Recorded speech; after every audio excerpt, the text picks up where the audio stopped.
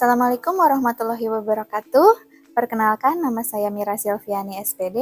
Saat ini saya adalah mahasiswa PPG dalam jabatan kategori 2 jurusan Pendidikan Sejarah Universitas Siliwangi. Saat ini saya berprofesi sebagai guru mata pelajaran sejarah di SMA Negeri 20 Garut. Pada video pembelajaran kali ini, saya akan menggunakan model pembelajaran Problem Based Learning di kelas 12 MIPA 2 SMA Negeri 20 Garut. Bismillahirrahmanirrahim. Assalamualaikum warahmatullahi wabarakatuh. Waalaikumsalam warahmatullahi wabarakatuh. Apa kabarnya hari ini? Alhamdulillah. Alhamdulillah. Alhamdulillah kita sudah bertemu lagi di pertemuan kali ini untuk mata pelajaran sejarah Indonesia. Ya. Sebelum masuk ke pembelajaran, kita mulai berdoa dulu. Silahkan untuk KM untuk memimpin doa. Mulai pembelajaran dimulai.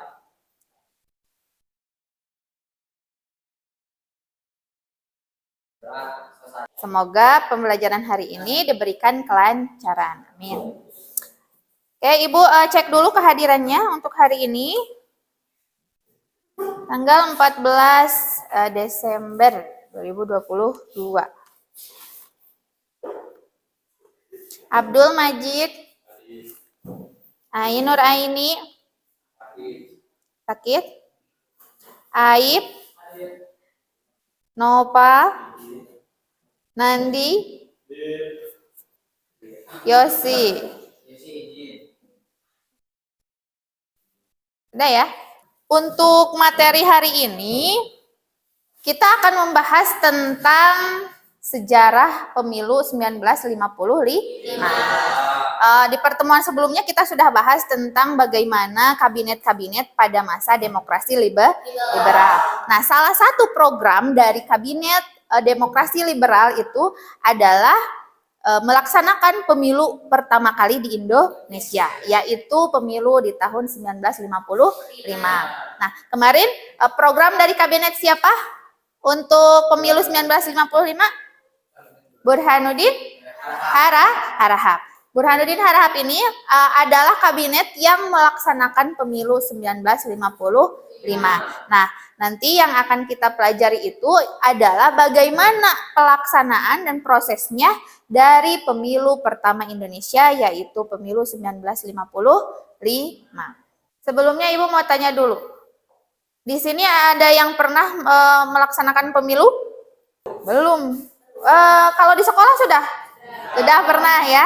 Nah, itu contoh paling kecilnya. Misalnya kita memilih calon ketua OSIS. Nah, itu lingkupnya lingkup kecil di sekolah kita. Nah, proses pemilihan umum ini merupakan salah satu cara kita mewujudkan sistem demokrasi. Ya, jadi Indonesia itu adalah negara demokrasi. Negara demokrasi ini ciri utamanya adalah melakukan pemilihan umum. Kenapa?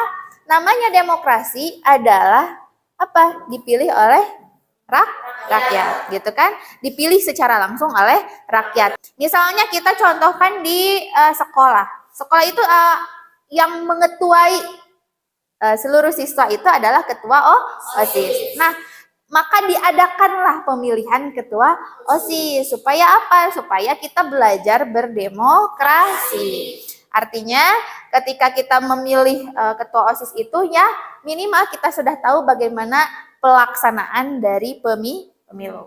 Nanti di tahun 2024 ya, kalian mungkin akan menjadi pemilih pertama gitu.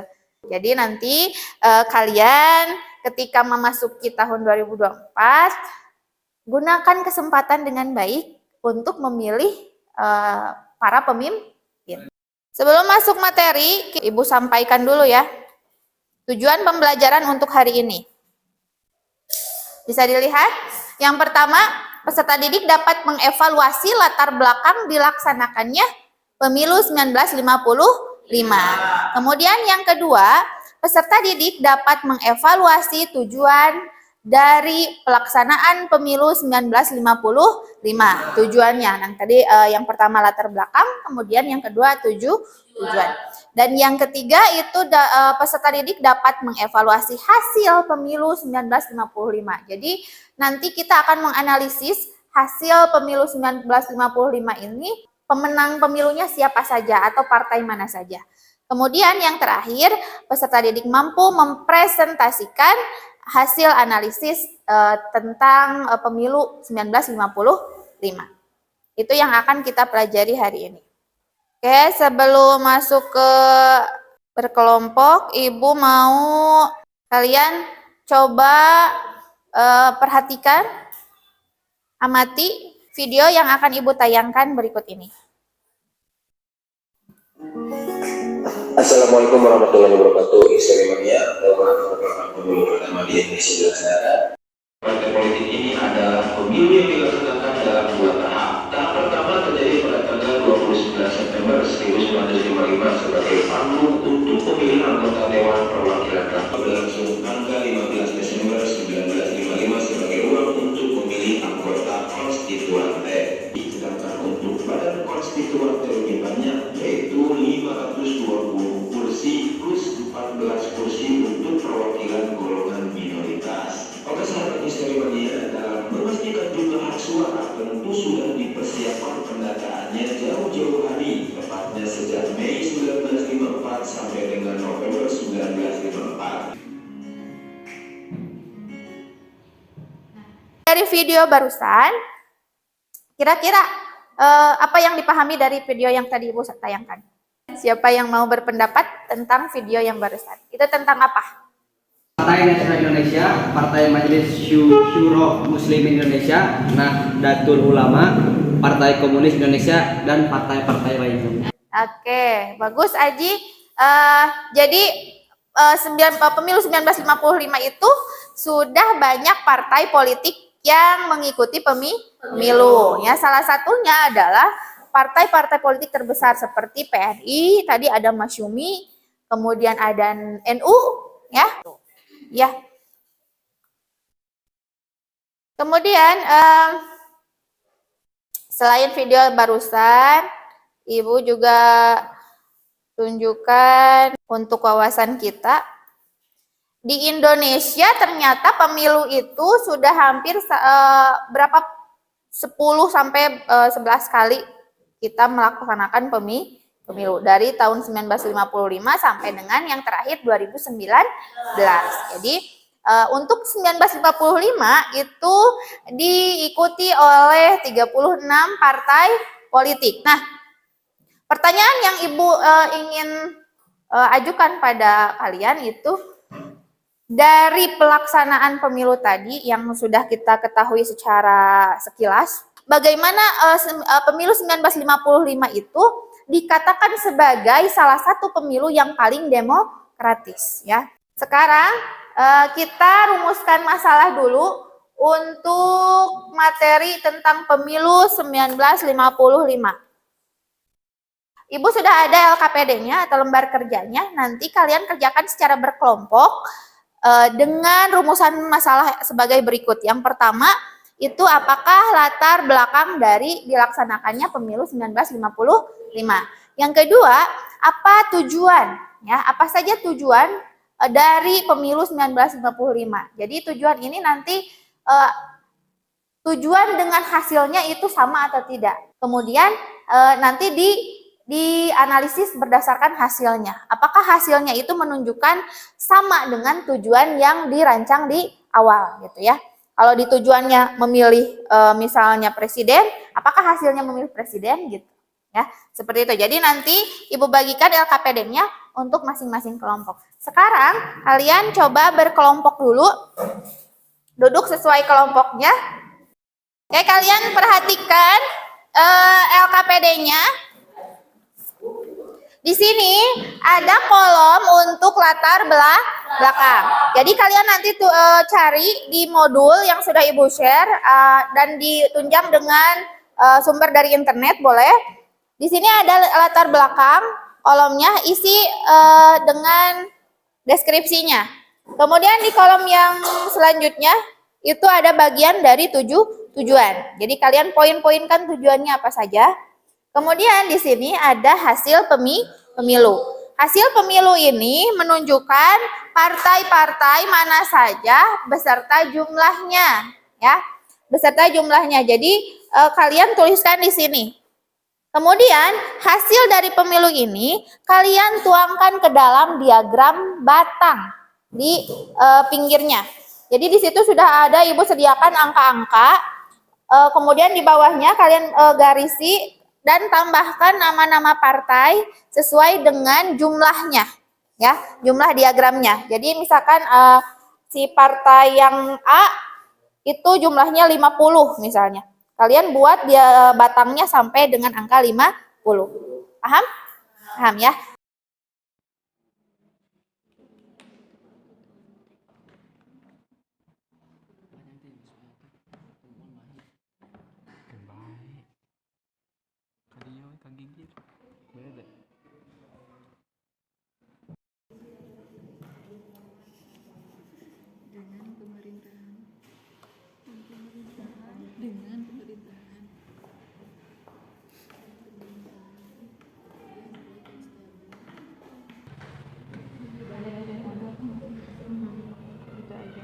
Tapi nanti di poin-poinkan aja bentuknya, poin-poin penting.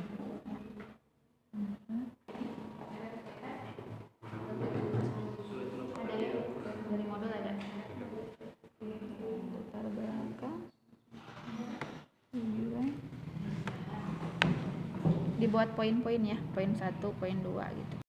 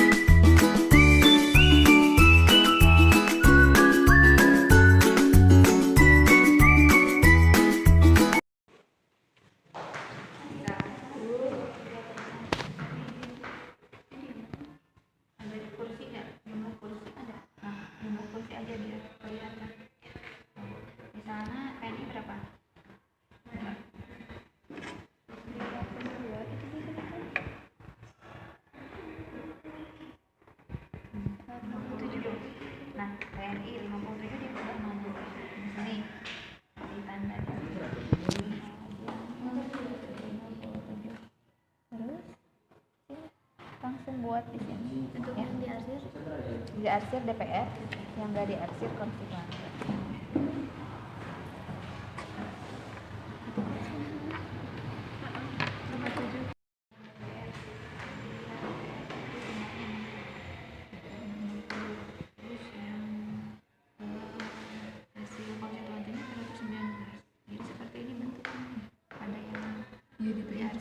Ini DPR, ini konstituen.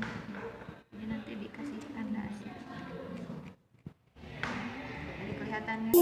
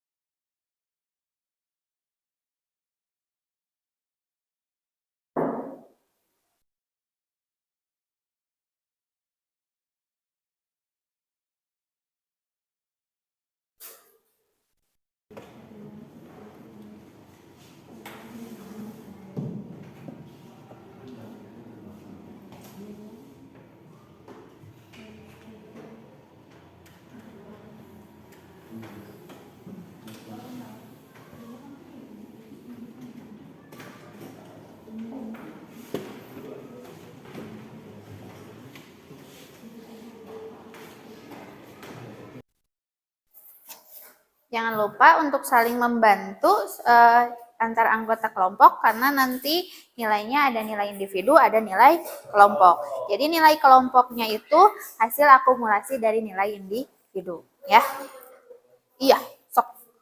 Diingatkan lagi teman-temannya untuk membantu mengerjakan LKPD-nya.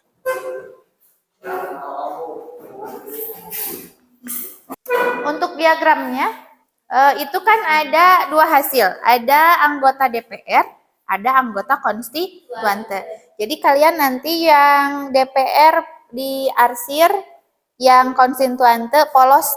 Masyumi itu di DPR-nya berapa puluh, kemudian yang konstituantenya berapa puluh. Nanti kelihatan kan, yang masyumi itu yang DPR-nya diarsir, diwarnain atau dipakai pulpen, yang konstituantenya dipoloskan gitu, si diagramnya, biar kelihatan.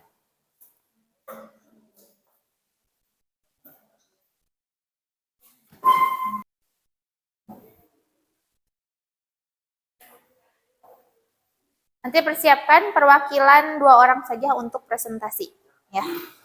10 menit lagi dari sekarang mulai presentasi. Oke, sudah siap ya untuk presentasi? Kita mulai dari kelompok 1, silakan perwakilan dari kelompok 1 untuk presentasi ke depan.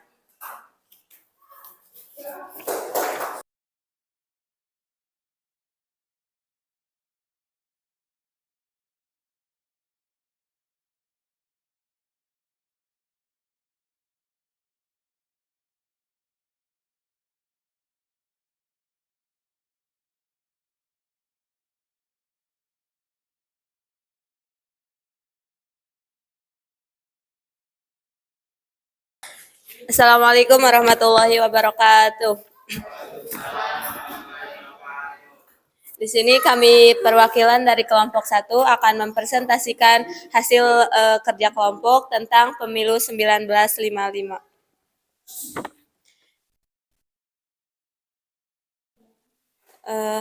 Latar belakang pemilu 1955 adalah yang pertama, belum adanya undang-undang pemilu yang mengatur tentang pelaksanaan pemilu. Namun pada 4 April 1953, undang-undang pemilu disahkan oleh Kabinet Wilopo menjadi Undang-Undang Nomor 7 Tahun 1953. Yang kedua, adanya pertikaian internal di dalam lembaga pemerintah. Hal ini cukup menguras energi dan perhatian sehingga kondisi negara tidak stabil. Yang selanjutnya, tujuan pemilu 1955 yang akan dibacakan oleh Saudara Ilham.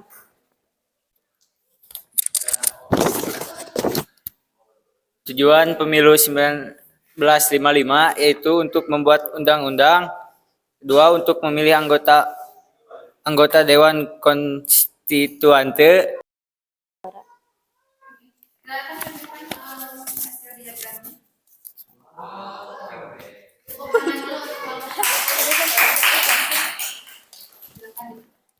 Sekian yang dapat kami sampaikan. Mohon maaf apabila banyak kesalahan. Sekian. Wassalamualaikum warahmatullahi wabarakatuh. Oke, bagus. Untuk kelompok 1 tadi menyampaikan hasil pemilu 1955. Selanjutnya silahkan untuk kelompok 2 ke depan.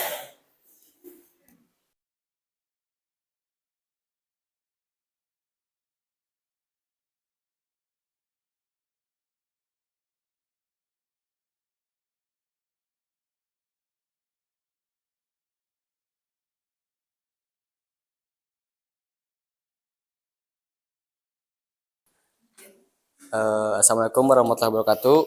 Perkenalkan, kami dari kelompok 2.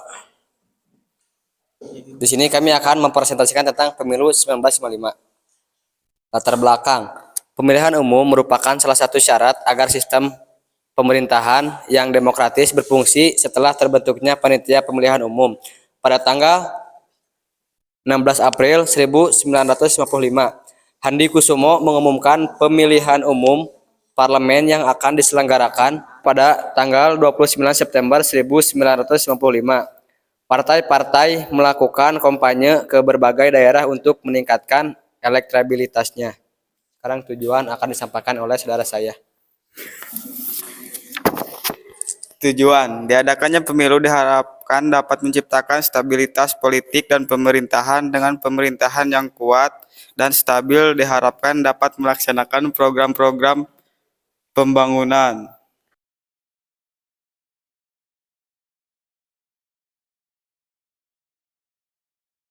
Kursi terbanyak di DPR, PNI sebanyak 57 kursi, di Konstituante ada 119 kursi, di DPR Masyumi 57 kursi, Konstituante 112 kursi, di NU DPR ada 45 kursi, di Konstituante ada 91 kursi, DPR PKI 39 kursi, Konstituante 80 kursi.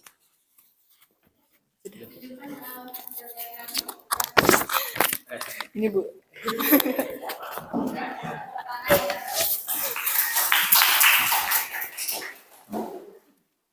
Sekian presentasi dari kelompok kami. Wassalamualaikum warahmatullahi wabarakatuh.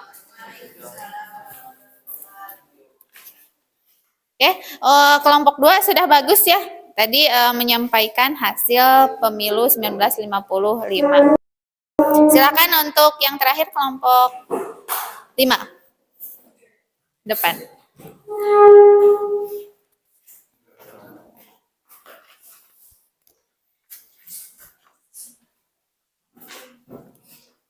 Assalamualaikum warahmatullahi wabarakatuh. Untuk latar belakang akan dibacakan oleh saya sendiri. Latar belakang pelaksanaan pemilu tahun 1955, pemilihan umum merupakan salah satu syarat agar sistem pemerintahan yang demokratis berfungsi. Persiapan mendasar pemilu dapat diselesaikan pada masa pemerintahan Kabinet Ali Sastoamidjojo I. Untuk tujuan akan dibacakan oleh rekan saya.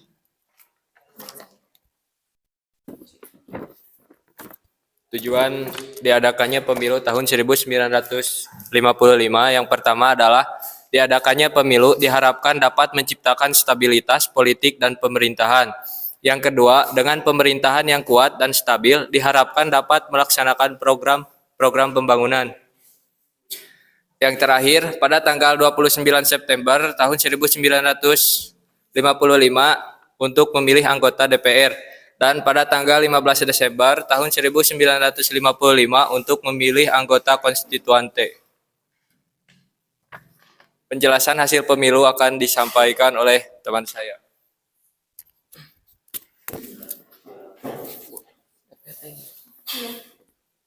Untuk Masyumi, DPR sebanyak 119 kursi dan konstituante adalah 60 kursi. Untuk PNI, DPR 112 kursi dan untuk konstituante 58 kursi. Untuk NU, DPR sebanyak 91 kursi dan untuk konstituante sebanyak 47 kursi. Untuk PKI, DPR sebanyak 80 kursi dan konstituante sebanyak 32 kursi.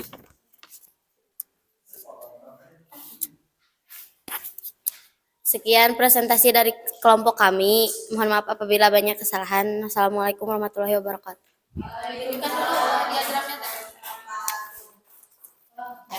Baik, tepuk tangan untuk kelompok terakhir. Silahkan.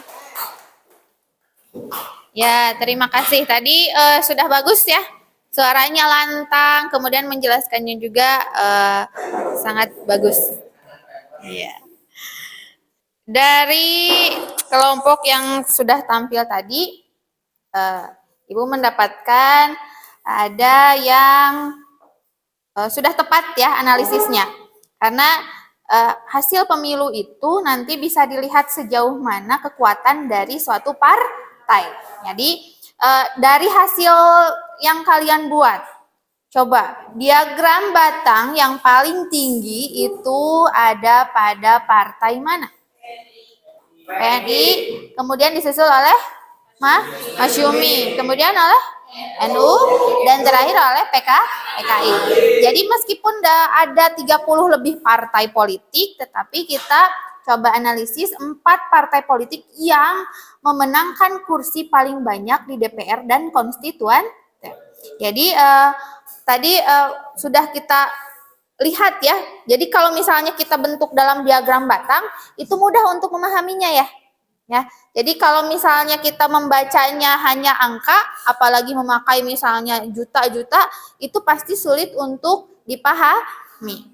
Tetapi kalau misalkan kita bentuknya dalam diagram batang, nanti kita kelihatan kan ya, nanti kelihatan partai mana saja yang mendapatkan kursi paling tinggi, ya, paling besar atau paling banyak. Jadi tadi semua kelompok sudah bagus. Bisa membuat diagram batang, kemudian bisa juga menjelaskan dari hasil pemilu. Nah, hasil analisis kita kembali lagi ke rumusan masalah tadi utamanya, yaitu apakah pemilu 1955 yang tadi sudah kita temukan hasilnya itu merupakan pemilu yang paling demokratis ya. Pertama, pemilu 1955 itu adalah pemilu pertama. Yang namanya pemilu pertama tahun 1955 itu belum ada teknologi seperti internet ya. Kemudian televisi juga masih hitam putih gitu kan ya. Berita-berita itu masih melalui radio, benar tadi. Jadi informasi tentang pemilu ini sederhana gitu ya, sangat sederhana. Rakyat mendapatkan informasi pemilu itu sangat antusias. Karena apa? Mereka baru pertama kali. Kemudian pemilu pada tahun 1955 itu kalau kita lihat bandingkan dengan sekarang gitu ya. Kalau sekarang kan kita menggunakan media sosial untuk kampanye. Karena sekarang kan untuk memenangkan satu pemilu itu merupakan satu pencapaian yang tinggi. Akhirnya orang-orang itu yang ingin terjun ke dunia politik, mereka berusaha untuk menjadi pemenang gitu kan.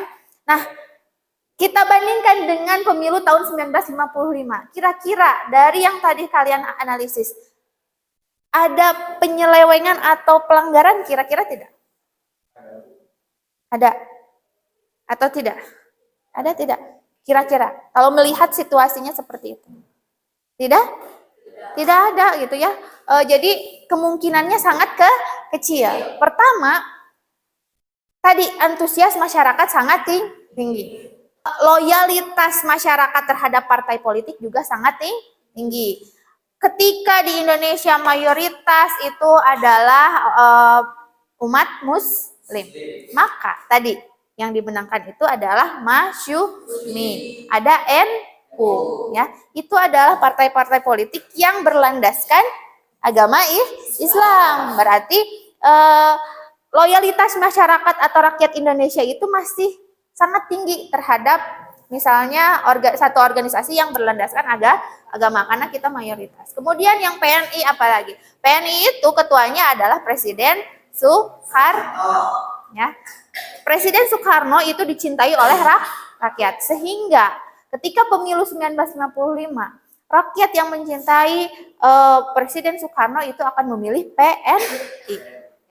Jadi untuk pelanggaran atau hal-hal yang istilahnya merusak citra demokrasi itu kemungkinan sangat kecil. Makanya pemilu 1955 itu dianggap adalah pemilu yang paling demokratis. Jadi kesimpulannya, pemilu 55 ini harus kita contoh untuk pemilu saat ini. Apa yang dicontohnya? Pertama tadi, harus bisa meminimalisir pelanggaran-pelanggaran dalam pemilu. Ya, sekarang kita sudah banyak melihat kasus-kasus di mana ketika pemilu akan berlangsung pasti ada politik uang, gitu ya. Pasti ada serangan fajar, di fajar mana? Kan? Jadi artinya hal-hal seperti itu harus dihilangkan. Kita berkaca lagi pada pemilu 1955 yang masih sederhana, yang masih jujur gitu, ya, jujur. Pejabatnya juga jujur gitu. Jadi yang kita nantikan untuk pemilu selanjutnya adalah pemilu yang jujur, ya, dan adil, aman, adil, gitu kan, makmur, gitu, ya.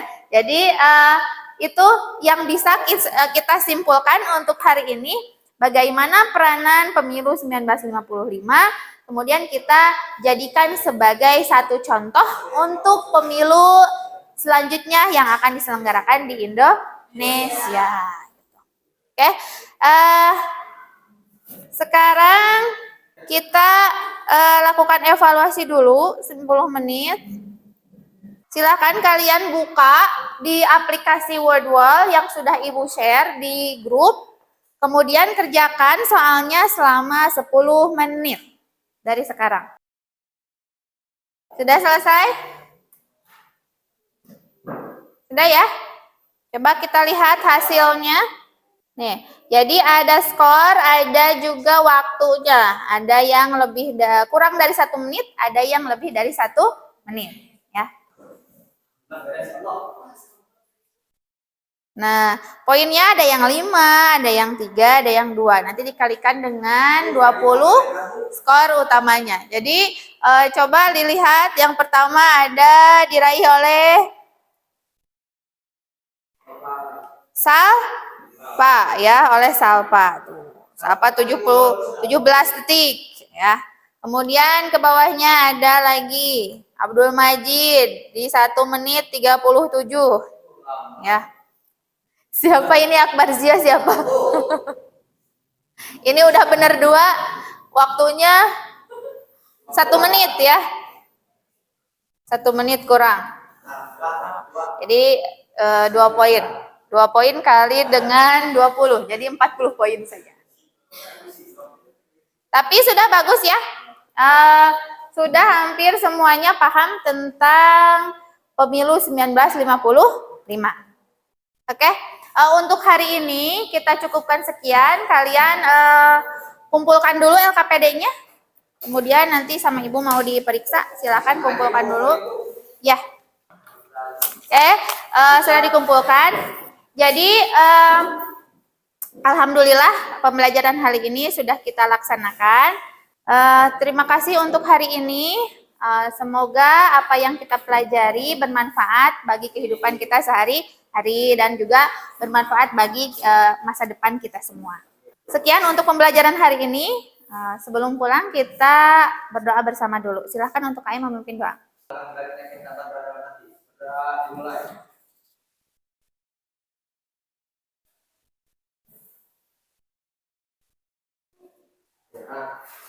Ya, terima kasih untuk perhatiannya hari ini. Wassalamualaikum warahmatullahi wabarakatuh.